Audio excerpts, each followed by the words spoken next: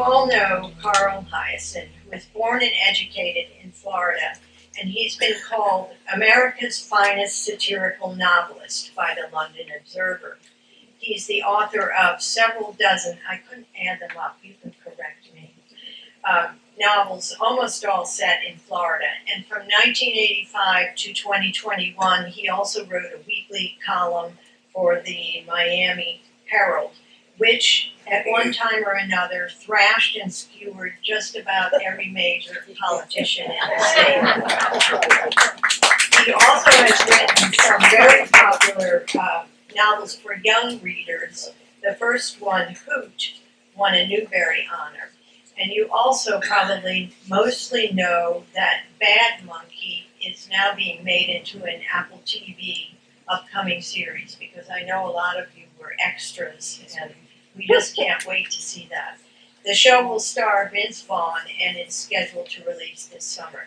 So we're thrilled to have you here. Thank you, Carl. Come on.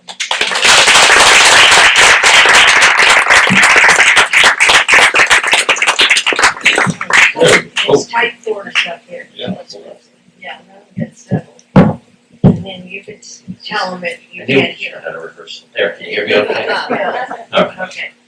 So I have some questions that I've come up with, but I won't go on and on because I'm sure they have questions too. But here we go. Number one. Many of your books start with outrageous premises. So in Skinny Dip, a man grabs his wife's ankles and throws her off a cruise ship. In Skink No Surrender, a character scouting for turtle nests pulls up a straw sticking out of the sand, and a homeless man bursts out of the trap where he's been lying in wait for poachers. In Squeeze Me, Kiki Pugh Fitzsimmons, a prominent member of geriatric high society, goes missing during a charity event to benefit irritable bowel syndrome. You tell readers that while she has no personal experience with intestinal mayhem, she loves a good party. So the question which I'm now getting to is, do these people just come out of your mind? Are you getting them from newspapers? In some cases, it's inspired by real events because it is Florida. The book I did after Basket Case was called Razor Girl, and this was a news article that happened up on Randall, I think around mile marker 22, that I had on my bulletin board for years, and I opened the book with it. I didn't think I could improve on what had really happened, but you all remember this story. I'm sure there was a car full of tourists coming south on A1A toward Key West, and they were struck from behind by another car, fairly high speed. Nobody was hurt. They both pulled off the side of the road, and when the state trooper arrived, he found the driver of the vehicle, and it crashed into the other vehicle. The Herald, I love the Miami Herald, they reported she was shaving her bikini area. Was the way that the Miami Herald had to word that story. But she was literally shaving there while she was driving to Key West. And ready for you. Yeah, and that's what she said. She told the trooper that she was just going on a date. And the best part is that the guy who's riding with her in the front seat was her ex-husband. She had wanted him to say that he was driving the car, but she had the razor and the shaving cream, whatever. So it was kind of a dead giveaway. But that stayed on my corkboard for years because I couldn't figure out how to improve on it in a novel. And I find I'm going to open the novel with this, and because that's one of the truth. A lot of the stuff is inspired by, in Squeeze Me, because the thought had been running through my head for a couple of years. These giant pythons that we have in Florida, giant pythons, Mar-a-Lago. It was a fantasy that I had. So, that's one of the selfish pleasures of writing novels instead of newspaper articles. Is you get to make it come true. Yeah, make it end the way you want to end too. Okay, you have a thing about snakes. Mm-hmm. Yeah. Well, I grew up in Florida. Where I grew up, West Broward, there was literally nothing else to do, so we caught and collected snakes, and we thought it was a normal thing. My mom didn't, but the rest of us did. And then when I was living in Isle Morada, I was actually, much later, I was actually breeding snakes. We won't go into that now. I mean, I had to make it very romantic for the snakes. You know? Okay, let's move on. I didn't play music for them, I played snakes. Chocolate. Yeah. You wrote a foreword to the reissued version of the Travis McGee novels, which were wonderful Florida mystery novels. And I love the way you described his writing in one of your columns. For Floridians, that was another instant attraction of a John D. MacDonald novel. His social commentary. He wasn't just a superb storyteller, he was a writer who cared deeply about the places his characters roamed. The trampling, paving, and polluting of Florida angered him, so occasionally he'd let his alter ego, McGee, go off on the greedheads. It was exquisite and surgical, never interrupting the quicksilver pace of his plots. So I think your fans would say that you write in a very similar way. And so could you tell us something more about his influence on your writing and how you work your feelings about what's happening in Florida into novels without weighing them down?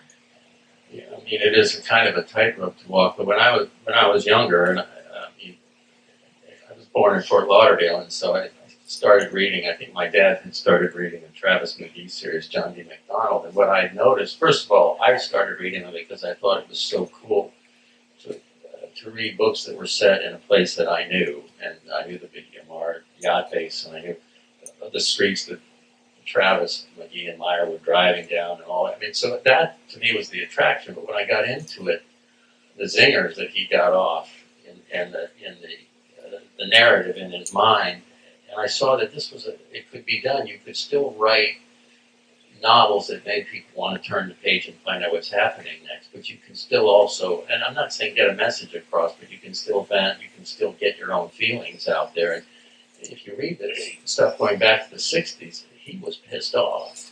And I mean, and then I thought, well, he's pissed off the same reason that I'm pissed off all these years later. And in my case, it was more psychotherapeutic, just because it was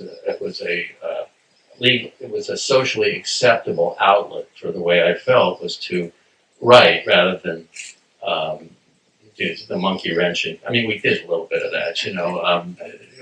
Fighting what was happening where I was growing up was, it was a lost cause, but you still every now and then you wanted to, waylay a bulldozer if you could in some way. And so then a couple novels I had people, for instance, pissing into the tank of a bulldozer, the gas tank of a bulldozer. I'm not ever advocating anyone do that, but writing the scene felt pretty damn good. You know? Wouldn't give anyone the idea to do that either. Well, I was going to follow up with that. Are there lessons we can take from your characters? No, that's an easy one. That's an easy one. No, I mean, I think, for instance, the character of Skink that reappears in many of the novels, and he's fictionally an ex-governor of Florida, and he was a Vietnam War hero, and he came back from the war and was persuaded to run for office, and his fatal flaw for politics was he was completely honest. And he got to Tallahassee and he went batshit crazy in about 2 months and just ripped off his clothes and ran into the swamp. And if any of you spent time there during the legislative session, that's not an unnatural reaction to what's going on in Tallahassee then or now. But I like to think, even though he's on the edge of the law and sometimes maybe pushes it too far, his heart and soul are in the right place. And I think that's what you have to do with your characters, whether you're writing satire or you're writing good old-fashioned, mystery. I mean, you still got to have some fabric and character there for the readers to keep reading. Otherwise, it's all, sort of choreographed, and it becomes not slapstick, but almost like you don't want it to become a sitcom because if there's deeper and darker stuff, and it's or anyone who reads satire, and Dave Barry and I have talked about this too, that it comes from a place of anger. Often humor does. I mean, and frustration, and a sense of you're writing about in your own way injustice and things that aren't quite right, and how do you fix them. So a lot of the funniest writers I know also are kind of pissed off most of the time, and that goes for me too. I mean, no, I'm not. I mean, it's just it gives it the edge. It's the difference between that and just as I said, writing slapstick scenes. Okay. It turns out that you and I have something in common, and that is a shared neurosis involving bad golf, which we then use in our writing. So my first mystery series was about a neurotic lady golfer. And when the first one was coming out, a friend who had a book published and it was doing very well, he said to me, I was going to write about golf, but I was advised that it would be a career killer. Well, it turns out it almost was for me, but not for you. I found your book, The Downhill Lie, though it was a while ago. It was hysterical. Maybe not everybody has read it, but you should. Here's a snippet from New York Times reviewer Charles McGrath.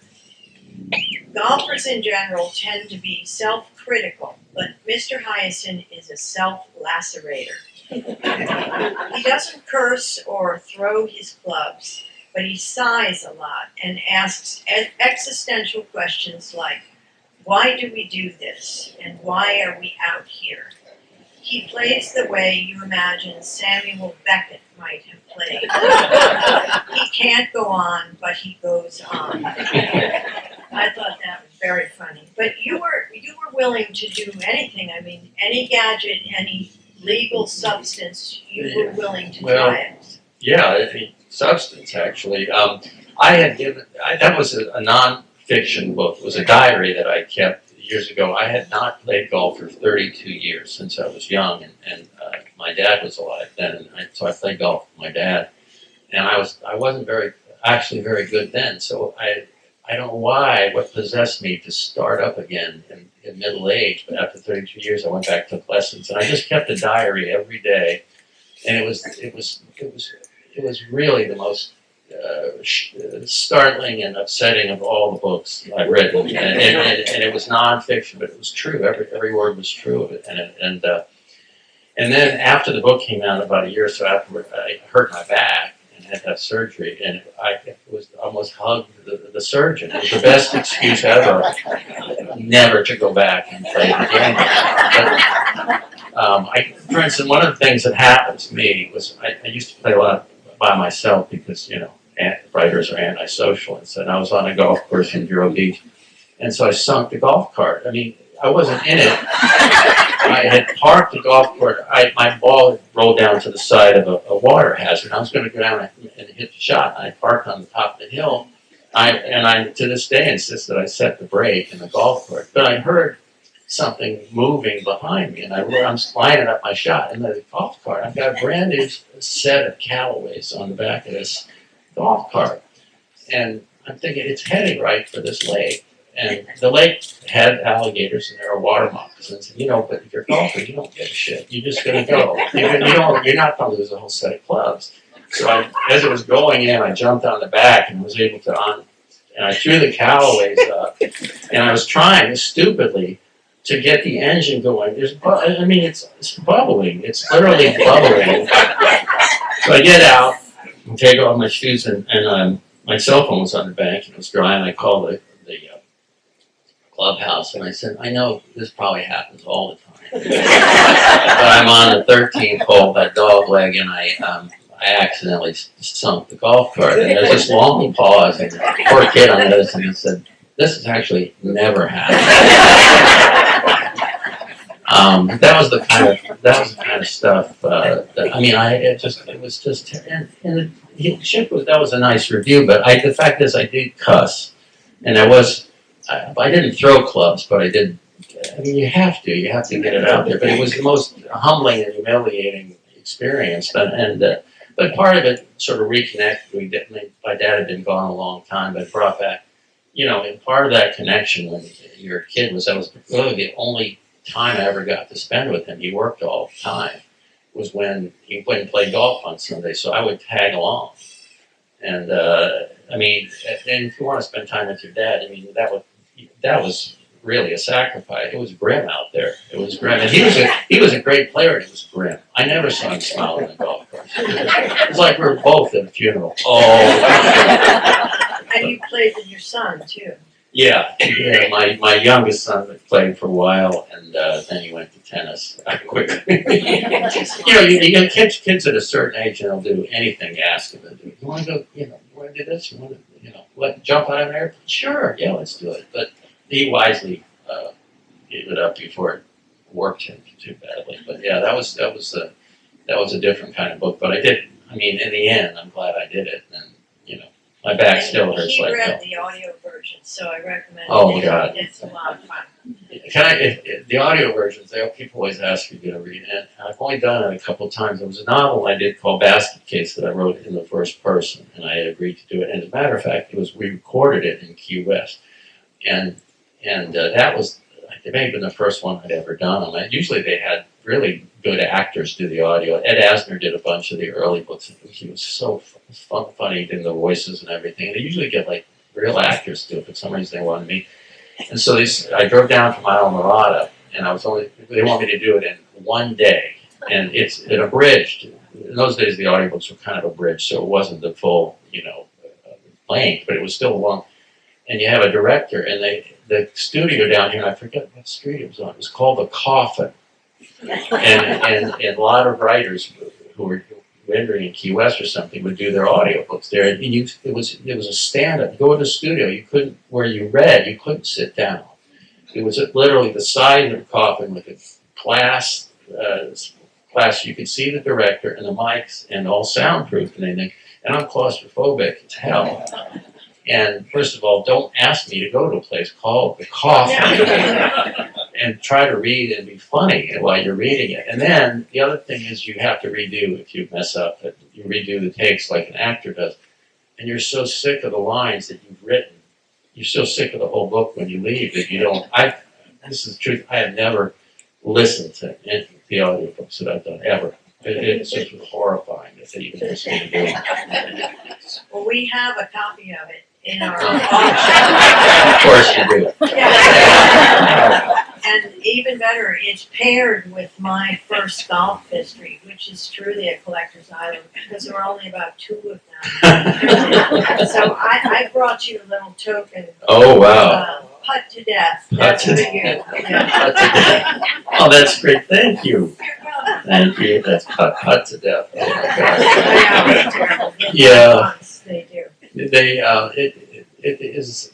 I'm still a fan of golf. I watch golf, and knowing I could never play, but I'm still amazed by people who play well. And I was lucky enough to have a couple of friends when I was doing that book who were really good players and would go with me out on the golf course, and then they would say very quotable things about what the shot I just made. They would just make the best observation about the worst shot I could possibly make.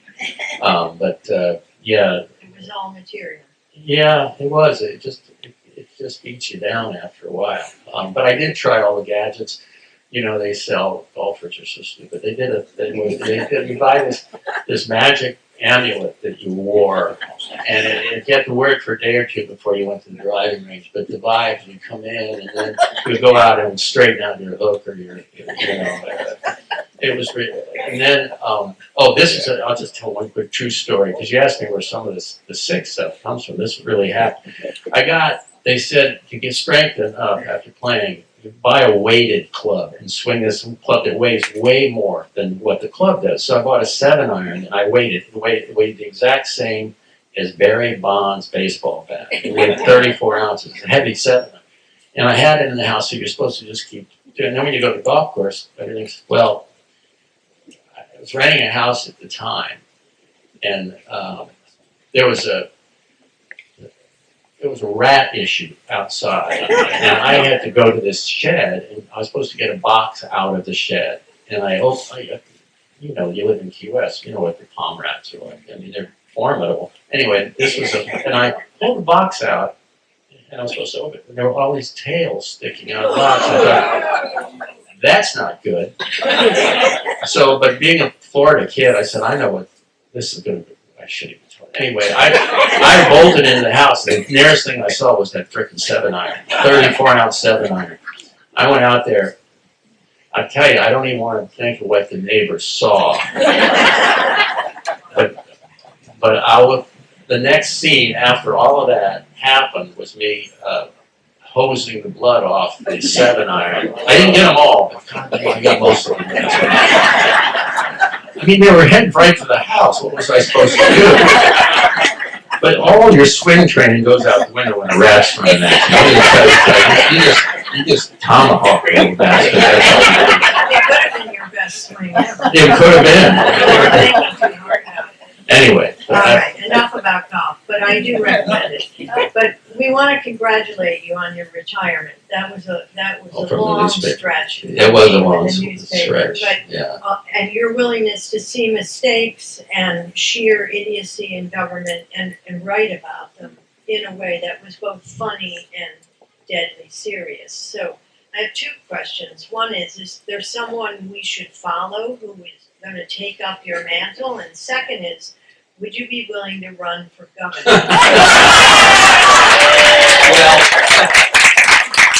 well, thank you, but no to the second one. I'm not temperamentally suited for public office. You all know that. I'm already disqualified just from what I told you here tonight. And I don't know. I will get serious for a second about what's happened to local news, local newspapers, and the staffs have been cut. And not just the columnists, but the investigative teams. When I was at the Herald, I came down here in 1978 or 79 on an investigative series, and we had 4 people sent in just for that one series of stories. It was about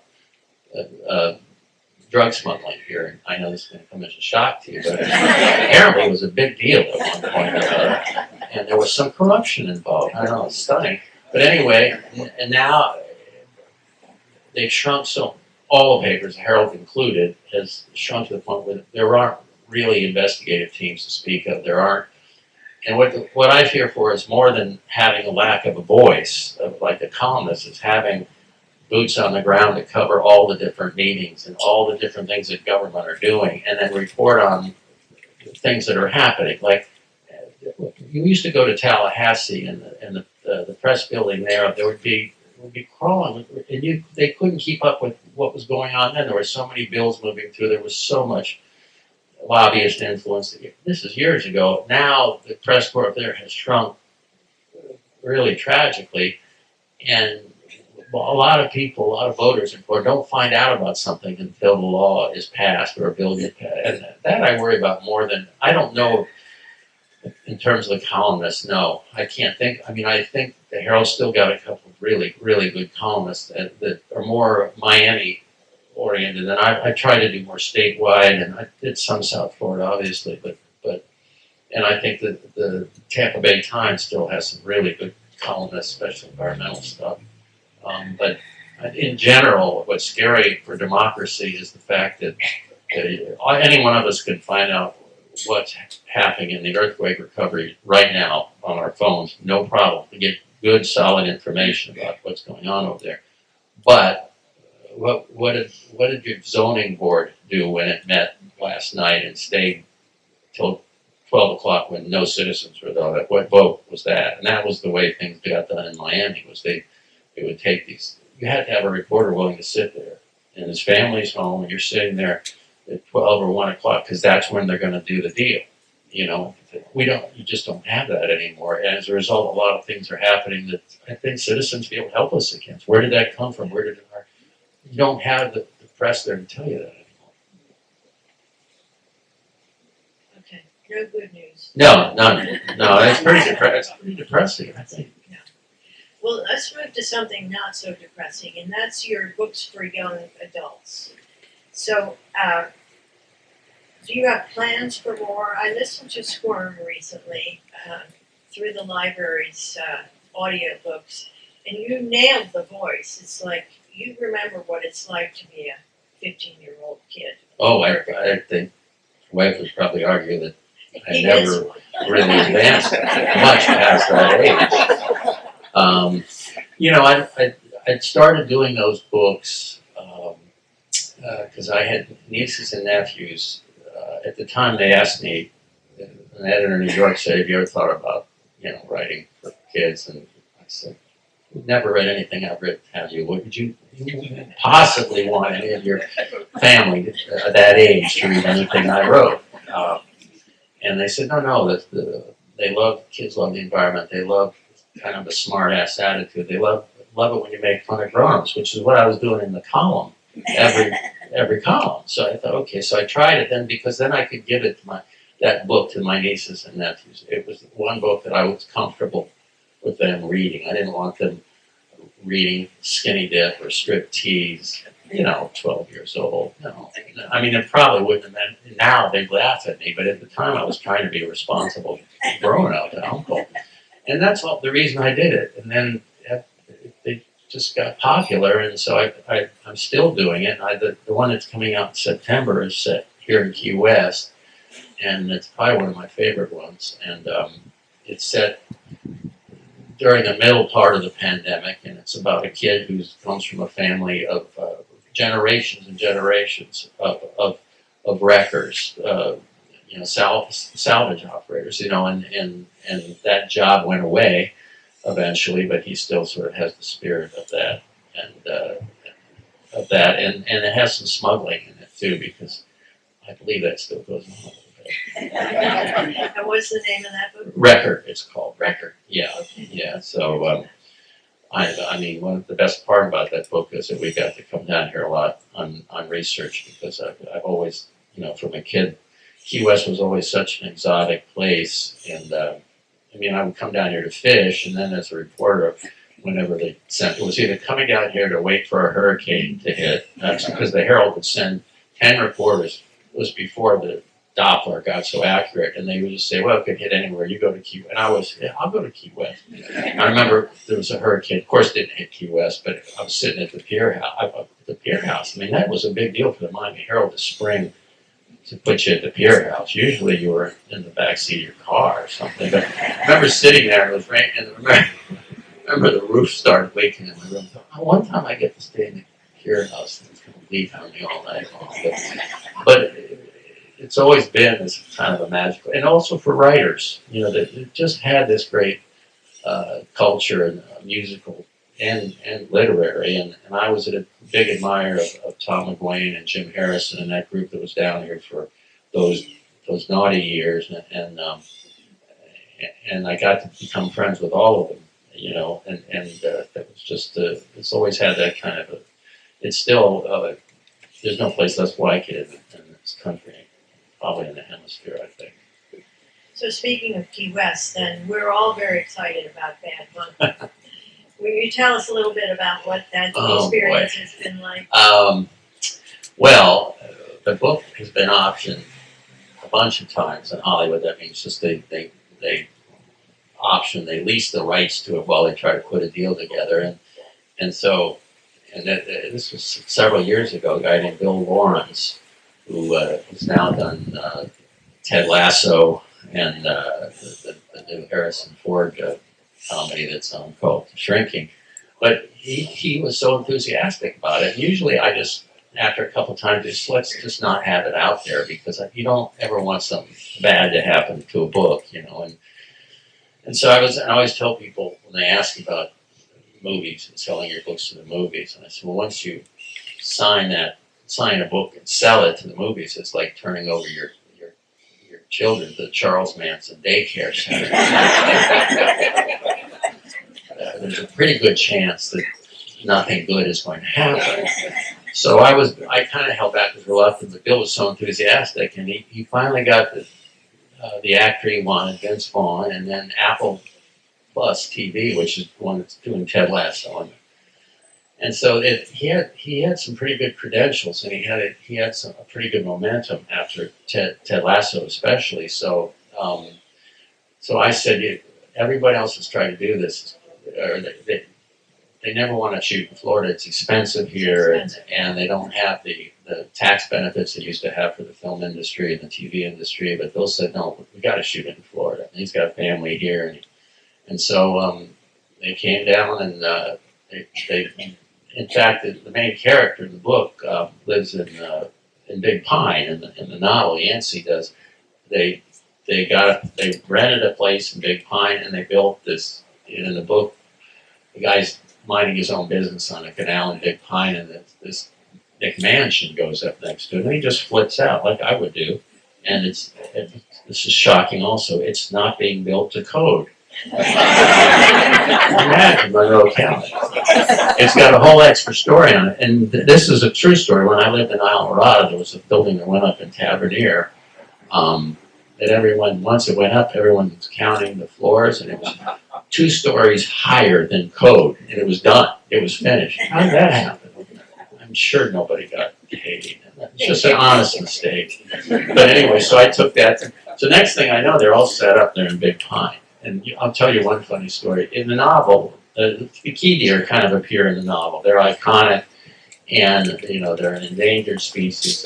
And when I was a kid, believe it or not, you hardly ever saw them. I mean, you just didn't see them they weren't domesticated anyway. So anyway, they set up. There's over 100 people on the crew, and they have to shut off one of the roads up there, and they have and there are plenty of key deer, and so, but in the novel, they've got this storyline. One of Yancey's things is this guy's building a McMansion, and he's not going to see any key deer anymore, and it's just going to wreck his whole vibe for Big Pine Key.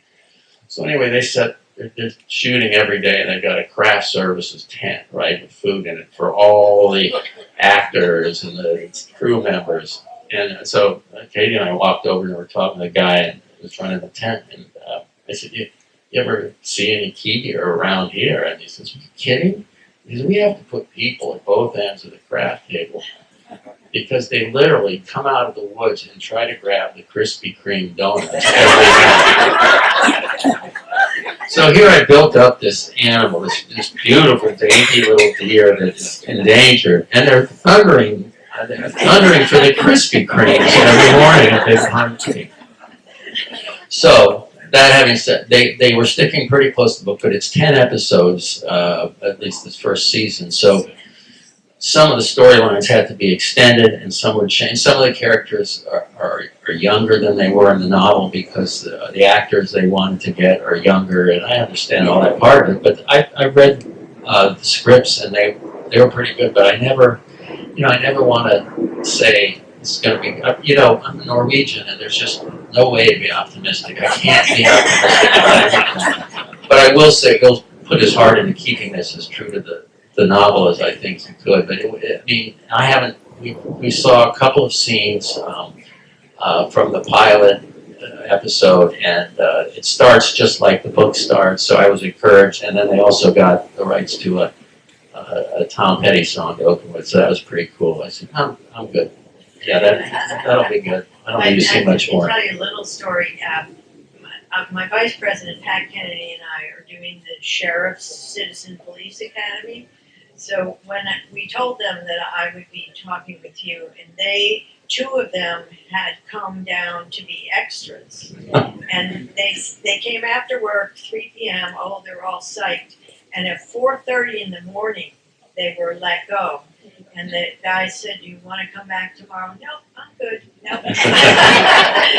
That's good. It's a brutal business. The best part was the fake McMansion they built. It was mainly a facade, and you go behind it, there's just beams that hold it up. It looks in the shots like a real atrocity, like a real Keys atrocity. We won't go into which neighborhood. You know what I'm talking about. Anyway, and Bill said, "Oh yeah, we get to burn it down at the end." And I said, "Wow!" And then they sent footage in the middle of the night. Those poor people live up there. But the whole neighborhood came out. Everyone was cheering. The whole thing explodes. It goes up. And we couldn't get down here for that. I would have liked to see. It would have done my soul some good, probably helping for me. But anyway, so we'll see how it turns out. It's always, it's always a little interesting. And as a writer, you have to be prepared to see things change on the screen.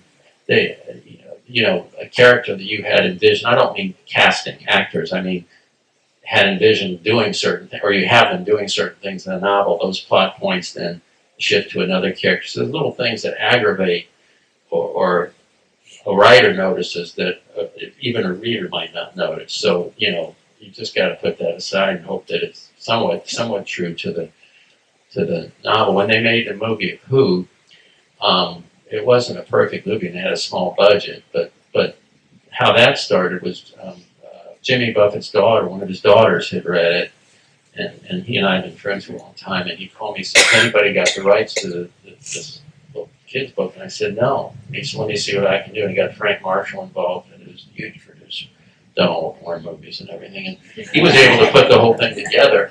And I was, it kept the spirit of the novel. It wasn't, and another friend of mine who grew up in Fort Lauderdale wrote it, and a lot of it takes place up there. So Will Schreiner, and so it was a good experience in the sense of everyone was trying to do the right thing with not very much money, but it was. Especially kids loved the movie, and that was, really, it's a kid's book. That's what you cared about. But I will tell you, this is a Keys audience. I'll tell you a funny story. They were shooting in Fort Lauderdale, and there's a scene, and there's a character in the book called Mullet Fingers. He's this kid, and he's called that because he's a kind of a wild kid. He's out there, and he's so quick on the water that he catch a mullet with his bare hands, which, as you know, is pretty much impossible. So they were going to do this scene. And they brought in, and they have to have someone from the ASPCA come in to supervise a tank full of mullet. Now, everyone here knows what a mullet's like, right? It is. A mullet wakes up as a mullet, swims around for a little while eating mud, and then gets eaten by a tarpon or a jack or something. That's all mullet end up that way. But anyway, so they have to do this whole thing, and they don't want to hurt the mullet. And have a scene where you're holding the mullet, and I said, "What? Now tell me what's going to happen to the mullet." It was in the New River area, Fort Lauderdale. What's going to happen after the end of the shooting?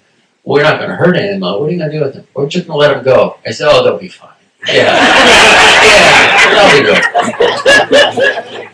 They spent, I don't know how much money. They had to have on staff every day when the little owls that fit in the book were there too.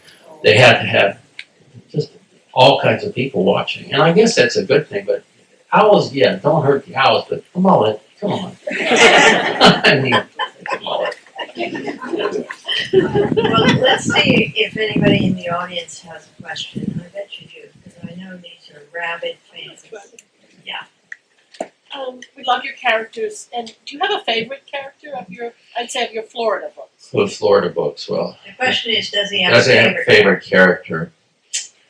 I like Yancey myself. Yancey I liked a lot, and that's why I brought him back into Razor Girl. I think Skink probably because he's got an edge, and he was so off the wall when I first did that. The Skink character first appeared in a book called Double Whammy, which was about murder and sex and corruption on the professional bass fishing circuit. And this was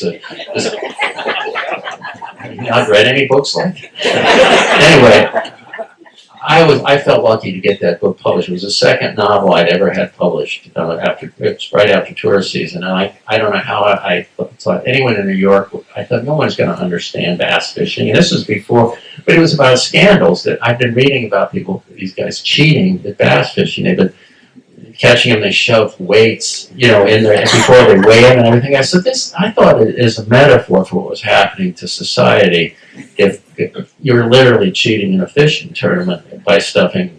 And then since it got worse, they polygraphed a lot of them now. I mean, it just got worse and worse, but I was on the cutting edge.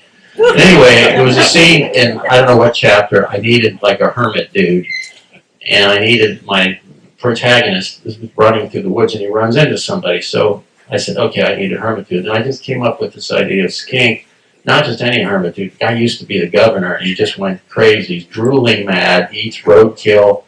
That's all he lives on, roadkill, which we have a lot of in Florida. As you know, on US 1, it's bountiful roadkill. And he was only going to be around for a chapter or two, but the great thing about not working from an outline is that characters surprise you in wonderful ways. And also, when they disappoint you, if you're in an outline, you got an outline, you can't just bump them off. But if they're boring you in real life and you're writing, bye. I'm moving on, changing direction. So, but I think he probably is just because the readers responded to him for some reason so strongly that I guess I liked him. I brought him around a few times. Anybody else? Yes, back there. This is a two-part question. I'm very interested in the research you did about restaurant hygiene. And the second part of it is, what 3 restaurants would you eat in Key West today? Oh boy. I'll answer the character Yancey. I'll repeat the She question. wants to hear about restaurant hygiene and the research that Carl did and his recommendations for 3 restaurants. Oh boy. I'll do the first. I mean, we eat at Louis. We eat at we eat at a bunch of places. Little Pearl, yeah, Cafe Soleil. There's so many great restaurants in Key West. I can't even begin. Now the research I did. This is interesting because the novel Yancey, the character, he gets in trouble. He's a detective. He gets in trouble, and he sort of plea bargains his way with the sheriff to look at. You can't be a cop anymore, but we need a restaurant inspector. The health department does. So he goes from being like a serious cop to he's got to go in the restaurants and these kitchens. And so I did a bunch of the Florida has a whole website if you want to become a restaurant inspector. And also it has the detailed reports that you do not ever want to read from your favorite restaurant. So these people have to go in, and it's not just, there's roach parts or there's mouse droppings. They have to count. So, and here's an interesting thing, and I put this in the book, I think, and one of the interesting things is that dead roaches are counted separately from live roaches. Did you know? I mean, I can't see whether they're dead or alive. I don't really want to be eating them, right? But it's a whole separate category, and the little roach the little limbs and particles of the roach. And it was just fascinating to me, and I thought, I thought people do this job. This is like a real job. And so here's a guy who's used to being, on the street, and he's got to go in these and the worst part in the novel is that Yancey likes to eat out, and one of his favorite restaurants turns out to be, on the list. And he stops, he goes and does an inspection, and he loses like 20 pounds in a week. He can't eat ever after that. But I didn't go into the kitchens, but I'm not that brave. But I did go online. I read a lot of reports about restaurants who were either shut down or going to be shut down if they didn't get rid of, some extracurricular rodent activity. In that novel, the Gambian pouch rats appeared. Now, those are real deal in the Keys. The Gambian pouch rats. There was a guy. They're the biggest rat you could buy if you're in the market for a rat. And you can't really get them anymore. But there was a guy from Big Pine that was breeding them and selling them as pets. They're big. And then the state came in because they were spreading a disease. They were actually spreading the monkeypox disease. The state came in years ago and said, no more pet sales again. So the guy was out of business. So he just let all of us do it. Just let it go in the Big Pine Key. And there have been sightings over the years of these Gambian pouch rats. So in my mind, I thought, well, it wouldn't take much for one to jump on a beer truck and come to Key West on some of those places in Duval Street. If you're a Gambian pouch rat, you're in heaven, in the back of those things. So that's a long way of explaining my research. Methods. Okay, who else? Okay.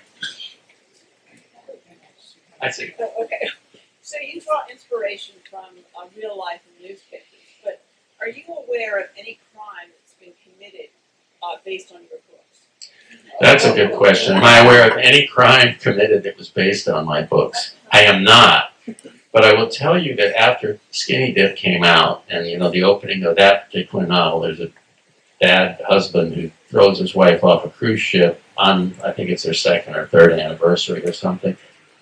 And then I started getting people sending me news stories from people disappearing. A lot of people do disappear on cruise ships, and a lot of them, and it was almost that scenario. They hadn't arrested anybody, but I thought, my nightmare would have been if they would have broke into the cabin and my book is open on the nightstand and there's the husband, you know, like in bed with somebody and the wife is off of Bimini somewhere. That's been my nightmare.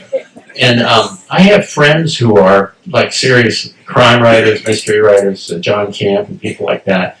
And they have had some episodes where somebody's been arrested for something pretty bad and said, and it told the cops, well, I read about it in this book. That would be tough to deal with. I mean, for me personally, I think that would be kind of, not that they needed the book to get them there, but they were already heading in that direction. And I always thought, God, what if they found like a dog-eared copy of Skinny Dip with this part and, marked and lined off. So I haven't had it happen yet. Please don't make it happen. Also, the stuff in mine is pretty twisted. I mean, my stuff, even like normal criminals would be offended by negative scenarios, I think. Anybody else? You Oh. can't see too well. No, the Gambian pouch, they'd shut everybody down. That's the one I pull out when we need time to be over. Well, we are so thrilled to have you here, and there are some books for sale for those of you not going to the gala, and he will be happy to sign them. I will, and thank everybody who's supporting the library. This is a great cause, and this is an iconic place. A lot of well-known artists and writers have done some research in this library, and so generous of you to come tonight and put up with this nonsense from me. Thanks.